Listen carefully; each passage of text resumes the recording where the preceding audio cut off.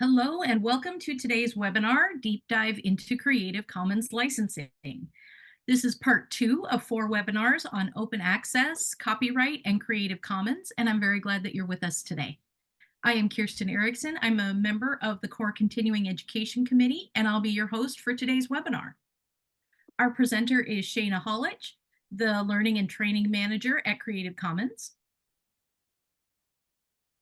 Before we get started, we have a few logistics. All attendees are muted to prevent background noise. You can utilize the Zoom chat function to comment or communicate with other attendees and also ask questions of the presenters. If you need technical support, send a message directly to me. We will have time for questions after the presentation, and I will read out any that are added to the chat.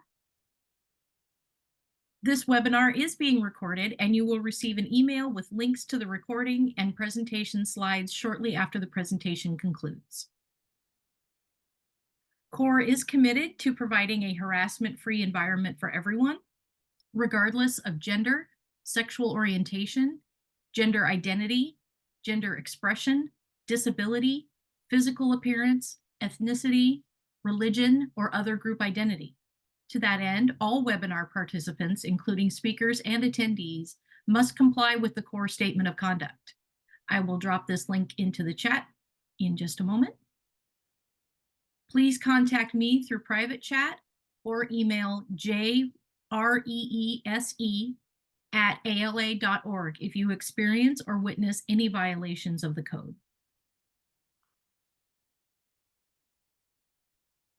And with that, where's my exit? There we are. And with that, I would like to introduce Shana. Great. Hello, everybody. Welcome to the second in our series about Creative Commons and Creative Commons licensing. My name is Shana Hollich. I'm the Learning and Training Manager here at CC. For the past 15 years before I joined CC, I was a librarian, like I'm assuming all of you. I know my sound is a bit echoey. Unfortunately, I'm traveling this week, and this is kind of the best I can do at the moment, so bear with me for this one. And we'll see if I move closer to the mic, if that will help. So yes, I was a librarian for 15 years in public, academic, and federal libraries. And then last year I joined CC as the Learning and Training Manager, where primarily I run our CC certificate courses. So for those of you who were here last week, you met my colleague Jenrin Wetzler and learned a little bit about copyright, which is sort of the basis of how CC licensing works. Before we dive in to kind of a little review of that and more about the CC licenses today, I'd like to start with a quick round of introductions. We're going to use the chat feature for this. So if you want to have your chat box open in Zoom, here, we're going to ignore that slide for a second because I'm not going to use Menti. Okay. If you would just type in the chat your name, your institution, and maybe a fun fact about you that others might be surprised to learn, please go ahead and put that in the chat. It'll give us a nice sense of who's with us today and kind of where we're from and what our experiences are. I will tell you, I am usually based in Gettysburg, Pennsylvania in the US. Today, I am actually joining you from Vancouver, Canada, where we have a week-long CC staff meeting. So apologies for potential background noise you might hear or any unexpected interruptions. So probably a surprising fact about me is that I am also a professional musician, classical musician. I play the French horn and a little bit of trumpet, and I also sing. So great, we have someone joining us from Virginia Commonwealth University, actually tuning in from the beach today. That's great. It's actually been very sunny here in Vancouver, which I understand is not the norm. So as the rest of you type your introductions into the chat, I'm just going to move right along. Please feel free to use the chat throughout this presentation. for comments, other sorts of things, introductions. We're going to use primarily the Q&A feature for actual questions. So if you also want to open up that Q&A panel in your Zoom, that will be helpful. Most questions I'm going to hold until the end, but if I see a question that seems very relevant, I might interrupt and just go for it. So I know we also have people joining us today from Saskatchewan, also in Canada, from Philly, from Chicago, from Oklahoma, Tulsa. This is great. Oh, and some people working with zines. I love zines. Very cool.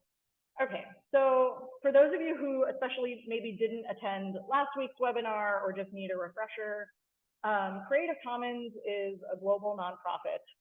And what we do is work towards better, equitable sharing of knowledge and culture in the public interest.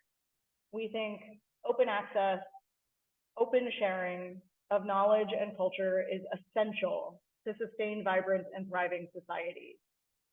So we do this work in a number of ways, and one of the big ways is by creating and sorting the Creative Commons licenses. These 6 open licenses and 2 legal tools that power millions of people's unfettered access to creativity, culture, research, information, education. At the moment, we know there's at least 2.5 billion CC licensed works out there in the world, and those are just the ones that we figured out how to count. So there are probably more. CC licensing is very common. We also offer training, we engage in advocacy efforts. We work a lot with government agencies and intergovernmental agencies to promote policy and change policies to make open sharing more equitable, more ethical. Basically, we want to give you tools that can help you with some of your creative and educational work. So the CC licenses are built on top of a system of copyright. So if you remember kind of from last week, or if you know a little bit about copyright, especially in the US, but also internationally, copyright is automatic. As soon as a creative and original work appears in the world in some sort of tangible form, and in some countries it doesn't really even have to be fixed in a tangible form, it just has to exist, copyright exists. You as the creator, every time you create something original, you have copyright whether you want it or not. And copyright means all rights are reserved by you in that work. You are the only person who can copy your work, who can use it, who can reuse it, who can build off of it or make new things out of it. That's kind of one end of the copyright spectrum. On the other end, we have the public domain, which is where copyright is not permanent.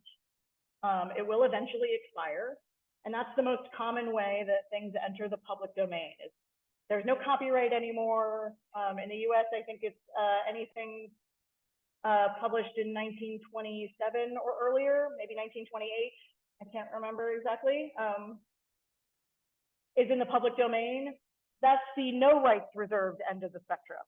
Works that are in the public domain, you are welcome to use and reuse and build adaptations of and make new things out of and remix with other things as freely as you'd like. So you have copyright on one end of the spectrum and public domain on the other end of the spectrum. But there's a whole host of options in between. And Creative Commons, about 20 years ago, really saw an opportunity here to give creators the ability to choose which rights under copyright they wanted to keep and which rights they were okay giving away to the public in the public interest. And that's what the Creative Commons licenses do, is they exist in this space between copyright and the public domain. Sometimes instead of like copyright, we can think of as all rights reserved. Sometimes we think of CC licenses as some rights reserved. A CC license on a work tells you exactly what the creator says you can and cannot do with that work, which is very helpful. You know exactly what the creator intends, you know exactly what they want you to be able to do. So yeah, it enables us to give more permissions than maybe the regular copyright system allows. Because CC licenses are built on top of copyright, when the copyright expires, the CC license also expired. So you create a work, right now copyright term in the US I think is life of the author plus 70 years. So 70 years after your pass, all your CC licensed work also enters the public domain.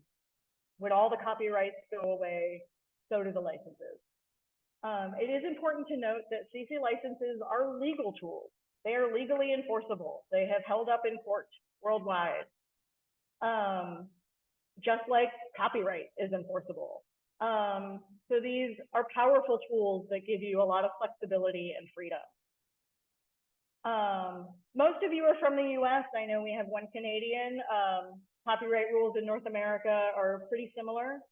But just to note that the CC licenses were designed and vetted by legal experts worldwide. They are aligned with international copyright laws and treaties. They work pretty much everywhere. There are a handful of countries, very small countries, some of which I actually have never heard of, which is interesting, that just don't sign international treaties or don't have any copyright laws at all. So in those very specific minor cases, they wouldn't work in those jurisdictions. But pretty much anywhere in the world, CC licenses are legal, they're enforceable, they work with copyright, they're out there for you to use and reuse, and it's pretty great. So how do they actually work? The CC licenses have kind of this 3-layer design that makes it really helpful to understand what they are and how they work. Now the first layer, the base layer, is the actual legal code. These are the sort of lawyer terms. This is the thing that makes the Creative Commons licenses legally enforceable in court. I'll put an example of this in the chat. This is the part that lawyers read and that us non-lawyers might have a hard time understanding. So we've actually also made sort of a second layer of the licenses that we call the Commons Deed, but these are sort of the human readable license terms. So I'll put another example in the chat. This essentially takes the legal code and puts it in language that non-lawyers can understand. These can be really helpful links when you're teaching other people about the licenses and how they work, or you just want to give like a nice summary of, here's the difference between a CC BY license and a CC BY NC license. The Commons Deed is probably what you're most familiar with and what you'll use most often. There's also a layer of the licenses that involves standardized metadata to make the licenses machine readable. So this is actually really nice. It allows search engines to designate, like to identify which works are CC licensed. So you can actually go into the Google search tools and narrow your search down, like your image search, for example, just to CC licensed content. And that's possible because the licenses have this machine readable layer that search engines and other applications can understand and say, oh, this is a CC licensed work. So we can use that as a filter now in our repositories, in our search engines, to make them easier to find and easier to use. So the 6 licenses are really comprised of these 4 elements, these little symbols that you see on your screen. And you've probably seen these before. The CC licenses are out there. If you haven't noticed them, you're probably going to start seeing them. If you've ever watched a TED Talk, those are all CC licensed. If you've ever used Wikipedia, all of the content on Wikipedia is CC licensed. And you'll start to look at the bottoms of pages. You might see some of these license icons or some of these statements about licensing. So the 4 license elements are represented by these icons, and kind of going from left to right on your screen, you'll see the first one is attribution, or what we call CC BY. So the circle with the person inside of it. This element means that you need to give credit to the original creator whenever you're using or adapting their work. This is best practice in life in general, right? You spent all your time in school citing your sources when you wrote a research paper to make sure you weren't plagiarizing. Attribution is very similar to that. We want to make sure we give credit where credit is due. We're going to use somebody else's work. We want to tell people whose work it is, where you can find the work, what it is, and how it's licensed. Attribution is really important. So all 6 licenses require attribution. That's one of the bedrocks of CC licensing. The rest of these attributes get mixed and matched to create the different licenses. But the second one you see on your screen is the share-alike. The share-alike element. So this is the sort of the circular arrow in a circle. If a CC license contains this share-alike element, it means that any derivative work that you make based on that work needs to also be shared with the same license. We want you to share and share alike. If I, as a creator, I write a book and I license it CC by SA, and you decide to make a movie out of my book, you must also license your movie CC by SA. I want you to share and share alike. This is a way to make sure that all the things people create that are based on your work stay open and stay available to the public. The next element you see on your screen is this non-commercial element. We actually have icons available with a number of different currency symbols, but this example happens to be the US dollar sign with a line through it. And this means I, as a creator, give you permission to use my work, but only for non-commercial purposes. I don't want you to make money off of my stuff. If you want to use it commercially, you have to come ask me first. And then the last one with the equal sign in the circle is a no derivatives element.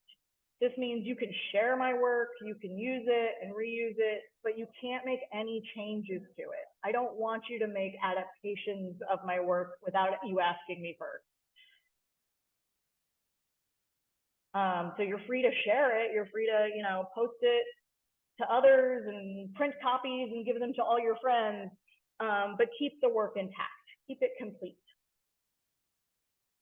It's important to know, again, that all the licenses include the by condition. Again, we feel that attribution is really important. We want to make sure creators get credit for the work that they're doing. And beyond that, the licenses pretty much vary in whether commercial use is permitted or not, and whether the work can actually be adapted or changed or not. And if it can be adapted, on what terms? Does it need to be shared the same way, or can I just do whatever? So these elements then comprise the 6 licenses. Now you see those on your screen. In the interest of time, I'm actually not going to go through every single license in super detail. There's a lot of information on our website, and if people have questions about a specific license, we will absolutely have time to talk about that. But here's where you can see how the elements combine to make the 6 different licenses. So there's CC BY, or you just alone, or you can combine CC BY and CC share alike. Say, I want credit as the author of this work, and I also want you to share adaptations the same way that I am sharing this work right now. Or you can combine CC BY, NC, and ND, where it says CC BY, I want credit for my work as the creator. I also only want it used for non-commercial purposes. And I also want my work to stay intact and unchanged. One of the important things to know is that because the CC licenses work on top of copyright, that copyright is still there. So I, as the creator, still have copyright in my work. I'm not just giving it all away, which means I can still do stuff with my own work. CC licenses are what we call non-exclusive, which means I can publish my work with a CC license that says anybody is free to share it so long as they're doing it non-commercially. But then I can also, as the author, as the creator, go and sell the commercial rights to somebody else. Or I can go sign a contract with somebody that does want to use it commercially. I'm still allowed to do that. I have all my rights. This is just a way for me to communicate with the public. These are sort of the basic permissions I am willing to give away without you ever having to ask. Because the way copyright works right now is that if you go find a book or a movie that's under copyright, if you want to do anything with that book or movie just about, you have to go ask the copyright holder. You have to ask for permission. You can't just assume you can do the thing, right? So if I want to make a copy of a movie and sell it on my website, I got to go to the movie maker and say, hey, do I have permission to do this? And they'll tell me yes or no. And then we usually sign a contract. CC licensing is a way to kind of skip that step. If I see a movie and I want to copy it and put it on my website, and I see that movie is licensed CC BY, I know that I don't have to go find the author and track them down and send them an email. They've already told me with that CC BY license that I'm totally allowed to share it so long as I give them credit. Awesome, cool. Now we're all on the same page and I can go do this. So it's one way to just make things really clear. One of the things that happened, it's no coincidence that CC licenses arose around the same time that the internet became popular, because this is kind of what started it all, is that copyright is very restrictive, right? If I want to use somebody else's stuff, I have to go find them and contact them and get permission. But the internet makes it really easy for me to just cut and paste something and post it wherever I want. So, oops. Now I'm infringing on people's copyright kind of willy-nilly, and that's not great. I don't necessarily want to be doing that. So CC licenses kind of are an easy way, technologically, it became really easy to share stuff, but the law never caught up. The law still said, no, sharing is bad.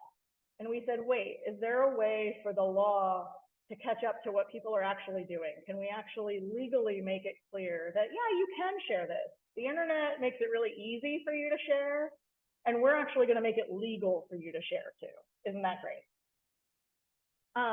So one of the things, that's kind of the CC licenses in a nutshell. There are also these two public domain tools that CC makes available. They're not quite licenses because they do something a little bit different technically. The first one is the one you see on the bottom left of your screen. We call this one CC0, and it's the 0 with a circle in it. CC0 is a legal tool that a creator can use to dedicate their work to the public domain. So if you just want to share your work and you don't even care if people name you as the author, you're like, I don't need my name associated with it, I just want it out there, then you can use CC0 on your work. Dedicate it to the public domain and say, hey, it's yours. Isn't that great? Just do whatever you want with it. I'm good to go. There are some tricky things in that, like, not every jurisdiction actually allows creators to do this. So in those cases, it kind of defaults to, I'm releasing this with as many permissions as possible, and where I live, allows. But yeah, this is a way for folks to dedicate their works to the public domain without having to wait the 70 years after an author passes away for the copyright to expire. I can actually put it in the public domain sooner than that. So people can maximally use it. The second tool, I see it mostly in museum collections. I haven't seen it a lot outside of that. It's the C with a slash through it. We call this one the public domain mark. This is our tool that has no legal effect. So like CC0 actually changes the legal status of a work. It takes a thing from all rights reserved copyright and like legally says, nope, this is now in the public domain. You're good to go and use it.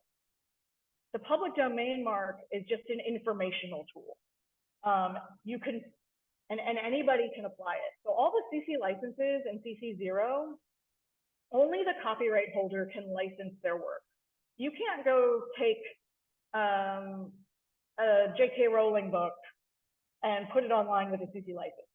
Like, I'm assuming none of you are J.K. Rowling, and she didn't give you her copyright. So only the copyright holder can decide which rights they're going to give away, right? But the public domain mark is an informational tool that anybody can put on a work that says, I know for a fact this work is in the public domain. So a lot of times museums and archives that are working with very old materials, and then maybe digitizing those materials and putting them online, will say things, you know, we'll put a public domain mark on the work to say, hey, we did our research here. We know that this is old enough that it is for sure in the public domain. So we just want to let you know that too, so that you don't have to waste your time doing the legwork that we did to figure that out. So that one's probably the least common one, but can be just a useful informational tool for folks. There are some interesting things. If you all have specific types of things you work with that you have questions about, so if any of you work with researchers who work with a lot of scientific data, for example, there might be questions about how does data work with CC licenses, or anything like that. Do feel free to put those in the Q&A. There's lots of sort of specific edge cases we can always talk about as time allows. This just shows you kind of the spectrum of CC licenses and kind of the spectrum of options. So at the top, we have sort of the least restrictive licenses, you know, the things that just are the most open. Like I, as the creator, you know, right at the top is the public domain. So if I license something CC0, that is the most open I can get. I'm saying, hey, there are no restrictions on this. You just have at it, do whatever. I'm good, I'm peacing out. And then it goes down to licenses that are more restrictive. But the nice thing about the CC licenses is that there are options. So like not everything belongs in the public domain. There might be very good reasons why somebody wants to make sure that their work is not adapted, or that their work is used non-commercially, or that their work is shared in a specific way, or that they are attributed to the creator. And this gives creators the freedom to choose. So there are advantages and disadvantages to all the licenses depending on your vantage point. It's up to you to really think through kind of what are the things that are most important to me when I'm putting my work in the public domain. Or when I'm licensing my work and releasing it to the public in certain specific ways. Some additional notes. CC licenses are non-revocable. So what does this mean? It means that you should think carefully about what kind of CC license you want to choose if you're going to CC license your work.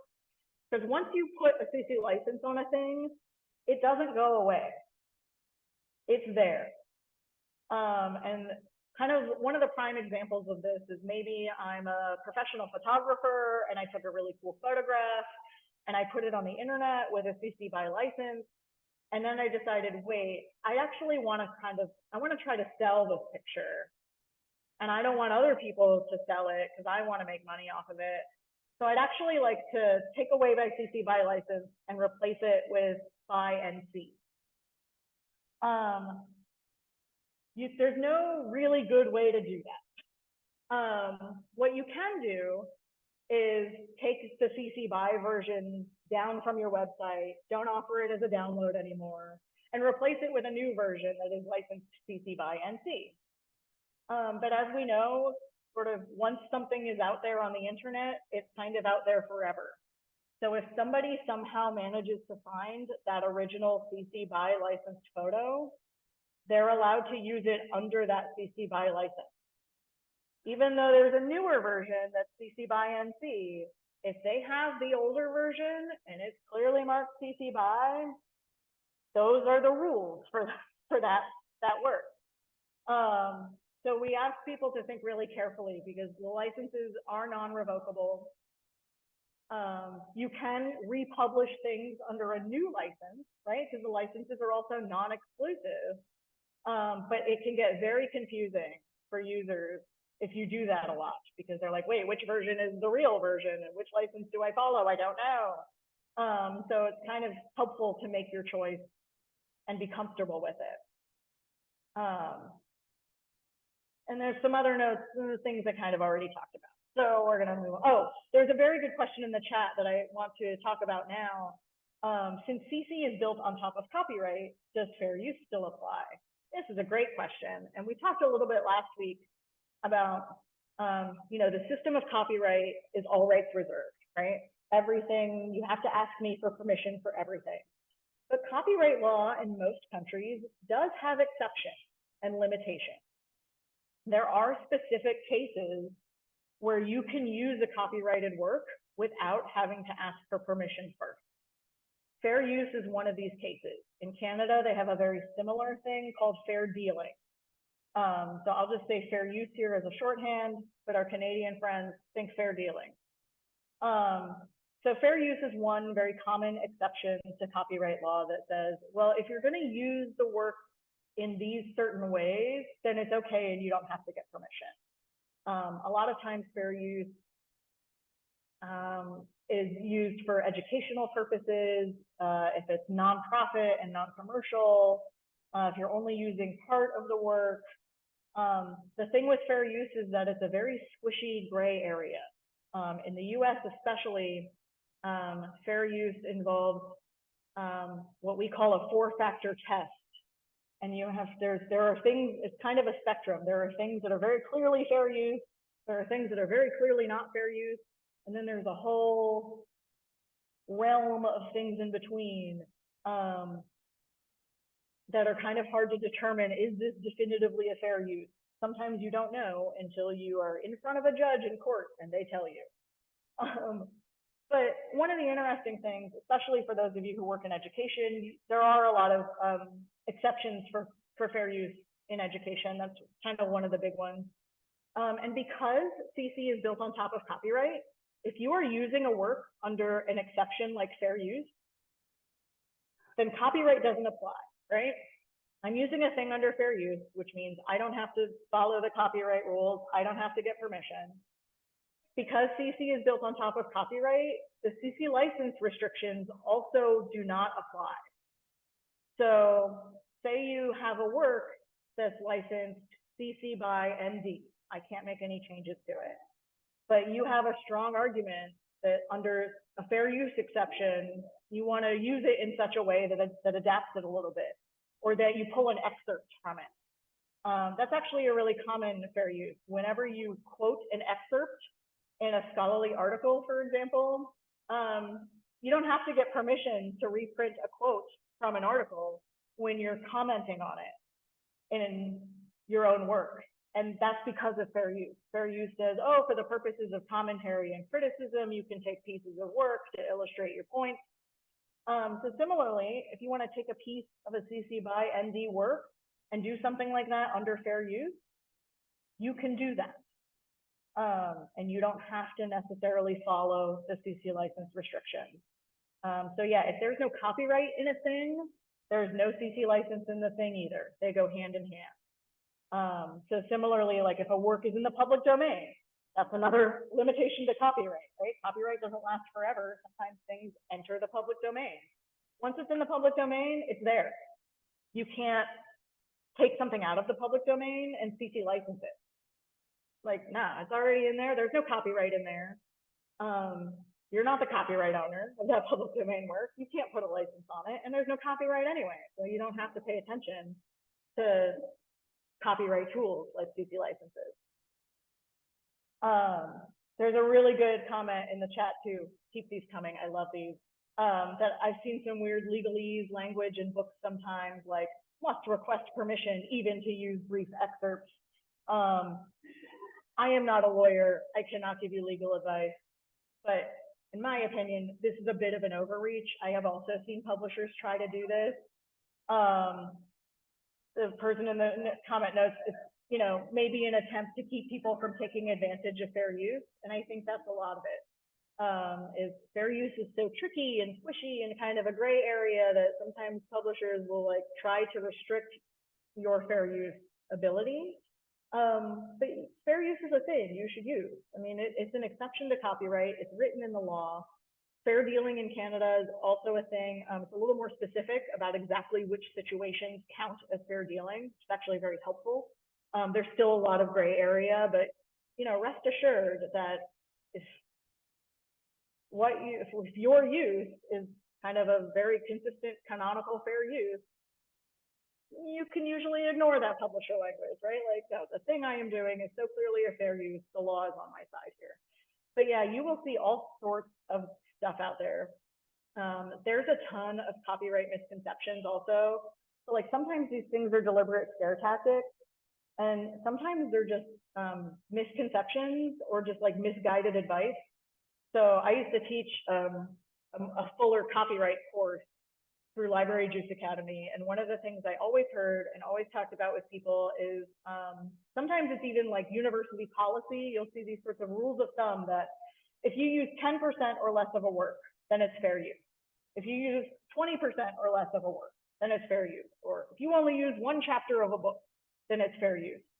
Unfortunately, all of those things are wrong. If you actually read the law, again, in the US, but I can't think of any country that actually quantifies the amount of a work in fair use. Laws don't like to be that specific. But again, I'll talk specifically about the US because I know the most about it. There is nothing in copyright law and in the section on fair use that gives you any numbers or metrics. 10% might be fair use. It might not be fair use. Sometimes you can use 100% of the thing and it's a fair use. Sometimes you use 1% of the thing and it's really not a fair use. So unfortunately, those rules of thumb make our lives a little easier and we really like them as humans, but reality is not quite so black and white. Reality is a little squishier than that. So it's really helpful. If you have fair use questions, you can look up, like Stanford has a really nice tool that kind of walks you through the 4-factor test in the US and kind of gets you thinking about, wait, is this something that's closer to the, okay, yes, fair use end of the spectrum, or the, oh, no, really not fair use end of the spectrum. Where you fall on that spectrum can be really helpful. So this is just a bunch of links. You will actually, when you get an email with the recording, you will also get a link to the slides. Feel free to look through the notes and those sorts of things. This is just a really helpful, these are places to get more information. So if you're like, hey, I have questions after this webinar, you're always welcome to reach out to me. But maybe I don't want to email Shana. I want to figure it out on my own. These are some really great resources. So I'll talk a little bit later about our certificates course. CC has an internal wiki that has some really nice practices and things. And we also have an FAQ page that I refer to all the time and is really, really helpful. One of the things I want us to do now is just play around with choosing a CC license, since that's kind of what we're talking about today.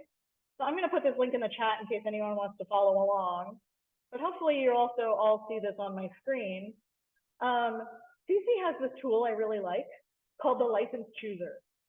And we actually recently kind of redid this tool and made it a lot better, in my opinion. I love it now. I think it's great. I liked it before, but I love it now. And this kind of walks you through like, hey, I just made a thing. I wrote a LibGuide at work, or I just published a paper and I had a really nice publisher who said, you can use whatever license you want. But how do I know which one to choose? There are these 6 options and I don't know where to start. If you know exactly which license you need, you can just say, yes, I know the license. You can pick which license you like from the dropdown, and bam, it'll give you a really nice and easy statement that you can cut and paste and use on your work. The really nice thing about this is it gives you these license statements in a bunch of different formats. So it gives you a link to the license, which is always helpful to include on your work so that someone who's not familiar with CC licenses can say, wait, what does this mean? What are these terms? You can cut and paste the little images if you like them. It also gives you HTML code. So if it's on a website, you can just drop this right on your website and bam, you've got the license there, you've got pictures there, you've got everything you need. The hyperlinks all work. All you have to do is cut and paste. You can also download metadata. If you're a techie person or you're working with a repository that can handle that kind of metadata, and bam, your work is now licensed with a CC license work. Or if you're working offline, we also have a way to just copy and paste the plain text, right? But let's say I don't know what I want. So no, I need help selecting a license. This will walk you through step by step what your options are. So the first and most important thing, right? Do I want credit for my work? And if I say no, all right, then maybe CC0, dedicating it to the public domain, is actually the best choice for me because it doesn't require attribution and everything else does. We still often recommend that even with public domain works, attribution is just a nice best practice. Like it seems like the ethical thing to do to just say that this is somebody else's thing and not just have people assume it's mine. But legally, you're not required to attribute anything in the public domain. So sure. But let's say I do want attribution. Now it's going to recommend me a CC BY license, but I can hit next because maybe there's some other things I care about. So I can say, yes, others can use my work even for commercial purposes. If I hit no here, it's going to recommend me the non-commercial license, right? But maybe I'm okay with commercial use. I don't want to sell the thing. Even if I do, I don't think other people are going to make any money off of it.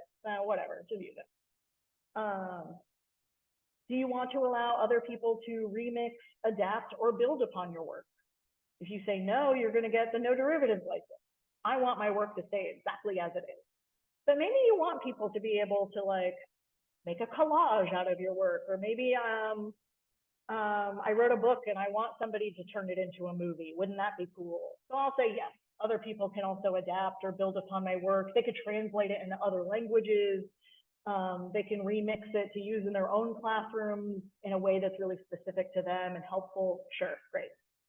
And then there's these sharing requirements. You know, if somebody adapts my work and makes something new out of it, do they have to license it openly also? Or can they just do whatever they want with it? And I might say, no, other people should use the same CC license. I'm going to openly license a thing and dedicate it to the public for the public good. I want other people to do that too. And so then it recommends you the CC BY SA license. There are just some, then it gives you some checkboxes just so you kind of understand like, yes, I am the person who owns the copyright in this work. So yeah, I'm the person who gets to apply the license. I understand what the license is. I understand that once I put it out there, I can't take it back. And then it even gives you this nice way to put attribution details. So we'll actually talk about attribution a little bit more next week in part 3 of this series. But you know, we talk about how attribution is a requirement. We actually have a specific kind of recipe that we recommend for how to provide a good attribution. And it involves making sure that your work is marked with a title. So maybe I wrote a book about puppies and I called it Puppies. And it was made by me as the creator. And if you notice, you can see this licensing text that I'm supposed to be able to cut and paste is changing as I'm entering the metadata here. So if I don't put anything, it just says this works. But it's hard to, you know, what is this work? Let's give it a title, Puppy.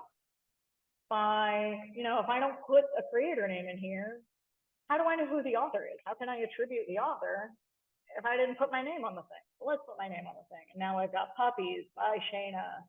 I can link to the work so other people can find it and reuse it. Or I could link to me so that other people can see more of my work and see how great I am. Also helpful a lot of times to put what year I created the thing. So Puppies, which is still under copyright. I own the copyright. I created it in 2024, but I'm licensing it under the CC license to say that I don't need all my rights under copyright. I'm really okay with you doing some of the things without having to go hunt me down and ask for permission first. So the license chooser is a super powerful tool, especially if you create a lot of work or if you work with students or faculty members who create a lot of work. This can be a really handy tool to bookmark because you might find yourself walking through it and using it again and again. I'll also just note, CC is really open to community feedback. So if you ever are using this work and you're not sure, like, hey, I think it would be more helpful if the CC chooser did this thing, let us know. This is actually how we got the new chooser, is a bunch of people said, okay, the chooser is fine, but I wish it did more. So like the old chooser didn't have the space for attribution details. The old chooser didn't have the downloadable metadata or all the different options for how you can cut and paste things, like for a website or for a print work. So we added that stuff because people told us it would be helpful. So let me see here. Let me find my window. So yeah, one thing I just kind of want you to think about now, we're actually getting to the end, starting to wrap up. There are no questions in the Q&A yet, but I'm hoping that you all will start thinking of some questions. They can be any questions, really. If you still have lingering questions about copyright or fair use from last week, I'm happy to answer those. If you have questions about the specific CC licenses and what they mean or how they interact, I'm happy to answer those. But in the meantime, while you're thinking of questions, as we kind of, if you want to continue to play around with the chooser, I think it's a nice exercise is to think of a photograph that you recently took, or a different personal creation you've made at some point in your life. Maybe you just made a PowerPoint slide, or you made a really nice drawing, or you took a pottery class and you made this really cool clay piece. And maybe you're like, oh, I'd like to CC license this creative work, actually. I think it would be really cool to dedicate this to the commons and to let the public kind of use it and reuse it. And maybe it'd be cool to see what other things they can do with it. You know, what kind of CC license do you think you would use? I took some beautiful photographs of Vancouver so far this week, and I might put them on Flickr. What kind of CC license might be a good idea for those Flickr images of Vancouver? Maybe if I'm in the picture, I want to license them with a no derivatives license because I don't want people to like draw weird things on my face or like crop me out. Maybe it's really important to me that I stay there. Maybe if it's just a pretty landscape, I license it CC BY because I'm okay with people just using it however they need. I want credit as the person who took the cool photo, but other than that, I'm good with whatever. They can put it on a t-shirt, they can sell it on a postcard, I'm good. So yeah, if you are kind of thinking through this and if there's anything that kind of surprises you about the CC license options, feel free to put that in the chat space. I'm actually kind of curious, you know, I didn't ask at the beginning sort of how familiar people were with CC licenses already. But one thing I find is that even people who have heard of CC licenses and have kind of seen the little CC logo and the icons, a lot of times when I talk to people, they're surprised at how many options there are. So if that was you, I'd love to hear about it. People don't always realize there are 6 of them. For print work, it would be really handy for the chooser to give a little image to use in the work. That's actually a really nice comment. That might be a thing we can add. I will ask our tech team and see. I think we were thinking of like plain text where it might be hard to graphically render an image, but certainly if you're using it on like the copyright page of a book or like a handout, you could totally put a little image there. And those icons are just a really nice visual way for people to immediately see, hey, this is CC license. Now I know exactly what I can and can't do with it. So yeah, I'm going to leave an awkward silence here for people who might have more questions or more discussion. Feel free to pop in here. And then if we don't have any more questions, I'm going to do a little bit of wrap up in our last few minutes here. So do feel free to jump in with any, it doesn't even have to be a question, but if you have other thoughts, comments, go for it.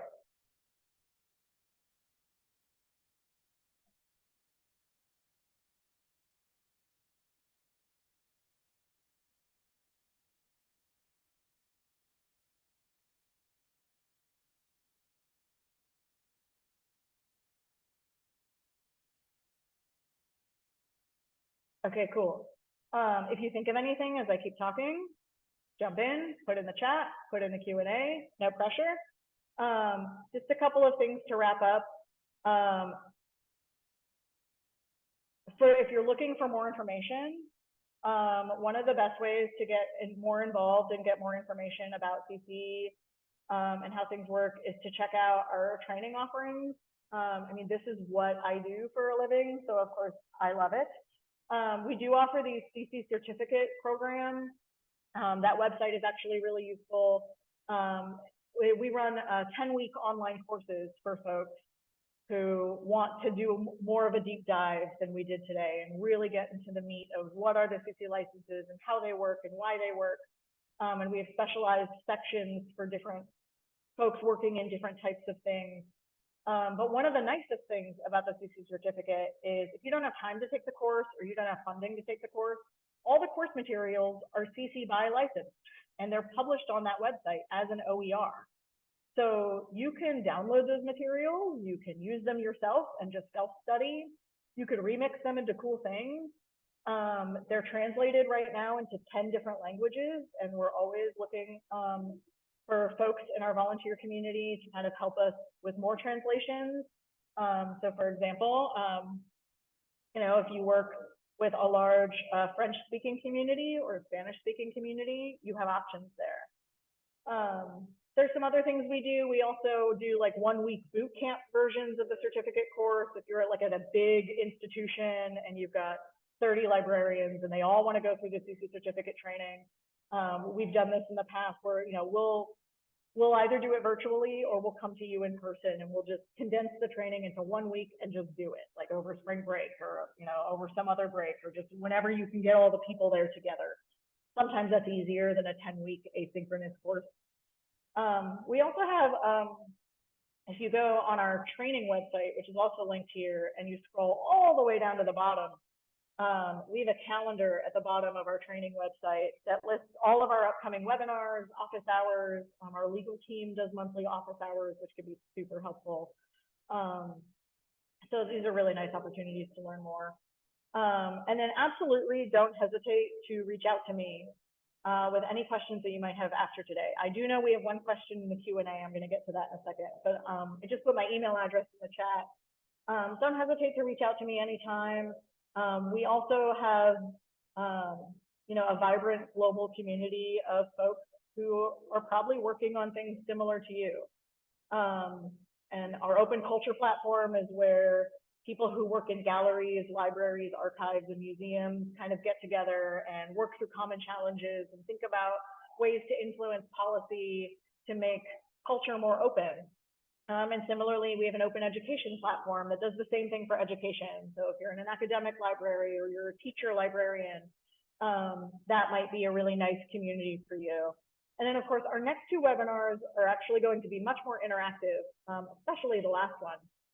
So there's a preview there for you. Today was a lot of me talking, but next week we're going to talk a lot about how to use and find CC licenses. Like, okay, I know what they are now, but like, what do I do with them? Where do I even start? And then, you know, why should my institution care about open? Like, how do I convince them that open is cool and worthwhile and useful? And then our last webinar in the series is going to be about the future of open licensing. And that's where we're going to talk about whatever is on the top of your mind. So like emerging trends, AI is everywhere. Generative artificial intelligence is a thing we get a lot of questions about right now. And we can absolutely talk about it during week 4. We can talk about open data, climate change research. We have a big open climate campaign here at CC. Or just other stuff that might be on your mind. So it's a good opportunity there. So the question in the Q&A is, when you create something tangible, it immediately and automatically is copyrighted with you being the rights holder. Then if you would like it to be Creative Commons, you can go to the license chooser and copy the generated license text. Is that all it takes to CC license your work? Is there any sort of online directory for things that are CC licensed that we could reference? Or is the only identifiable source for that license the mark on the thing? Weirdly enough, putting the mark on the thing is how you license the work. So copyright is kind of strange in that copyright is automatic as soon as you create something original and tangible, which means you don't have to register your work anywhere. Now, I will say, in the US especially, and in lots of other places, it can be helpful to register your work. So you can register your creative stuff with the US Copyright Office. And the benefit there is that if you ever have to go to court, you have a record and it can be easier to deal with those sorts of things. But you don't have to. There's all sorts of copyrighted stuff out there. It's just there. It's not registered anywhere. You don't have to put the little C in a circle on it. It's just copyrighted automatically, whether you mark it, whatever. CC licenses do require you to actually mark the thing. You have to communicate somehow that the license exists and that you want it to apply to your work. But all you have to do to CC license the thing is put a licensing statement on there that says, this work is CC licensed. Here's the specific license that I'm using. That's it. You can do that with the icon. You can do it by cutting and pasting the whole sentence, the whole thing from the license chooser. But you don't even have to use the license chooser. Like if you generate a lot of things and you know you always want them to be CC BY, you can just have a generic statement and like a download of the icon that you just cut and paste onto all your work. You don't have to go to the chooser every time if you don't want to. As soon as you've marked your work with a CC license, boom, it's CC licensed. We don't register those works. We don't track those works. There is no one online directory to find these sorts of things. But one thing that is helpful, we're actually going to touch on this next week. I'm going to put this link in the chat, give you all a little preview. You're seeing a little preview on my screen. There is a search engine that is dedicated just to CC licensed work. It used to be called CC Search, and now it's actually a project that WordPress works on, and they now call it Openverse. This is the coolest thing. I love it. You can search across images, audio, video, just text media, all sorts of different things. And nobody like registered their stuff on this site, but because the licenses are machine readable, they were able to use the metadata to build this search engine that says, hey, we're only going to show you stuff that is CC licensed and that's in the public domain. So great, cool. But yeah, there's no like real registration process. As soon as you've marked the thing, you've CC licensed the thing. You just need to communicate that CC license in a really clear and easy way. So that was an awesome question. Cool. I will mark that I answered these live. Okay, so I know we've only got like 2 minutes left. I will apologize again for the very echoey audio. Next week, I will be back at home and the audio will be great. But I just wanted to take a second to thank you all for being here. Thank you for your awesome questions and your comments in the chat. And don't hesitate to reach out to me if you have any additional comments or questions at any time. I hope to see you next week or the week after, and I'm going to turn it back over to our friends at CORE to kind of wrap things up. I'm so glad. Thank you to CORE and to ALA for letting us have this opportunity to talk to you all. Thank you so much, Shana. I really do appreciate it. I'm going to share my screen and run through our final slides here. There we go. We are so glad that you could be with us today. You will soon receive a short online evaluation form. Please take a few minutes to respond to the questions. Your comments are very valuable and they help the CORE Continuing Education Committee plan future events. The email will also include links to today's slides and recording. Thanks again to our presenter, Shana Holich. Thank you also to members of the Continuing Education Committee and to Mia Blix-Sheehan, Tom Farron, and Julie Reese from the CORE office. The support they provide make it possible for us to present these webinars. ALA CORE is seeking new members. Join CORE for access to past webinars and many other benefits. Visit ala.org/core for more information on membership. We have more open CORE classrooms, e-forums, more webinars. They can all be found on our calendar at the link right here. And a special shout out to next week's webinar, March 26th, Making the Case for Open at Your Institution. Shana will be with us again. That should be all from us. Thank you so much for attending today. Thank you, Shana. Looking forward to next week. Thank you to Mia for backing us up today, and I hope everyone has a great day.